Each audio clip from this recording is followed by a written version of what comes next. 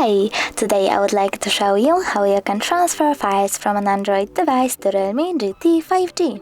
Firstly, open Play Store on both of them. Now click on the search bar, type Send Anywhere and download this app from this developer. Following that, open it.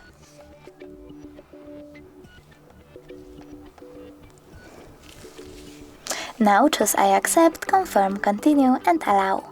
Now we have to wait for this one to download and do the same.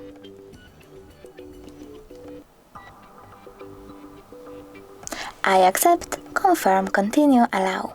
After that, select Receive or Realme and Send on an Android. Then you need to click on all of those kind of dots and choose Send in order to send all of your files. It will take some time though, so I will only go with this one photo. Select Send and click Got it. From here we have two ways to connect. You can input this key over here and choose Receive, or scan QR code. If you want to scan it, tap on the scanning icon over here, choose while using the app or only this time and point your device's camera at the code. Now we have to wait a bit.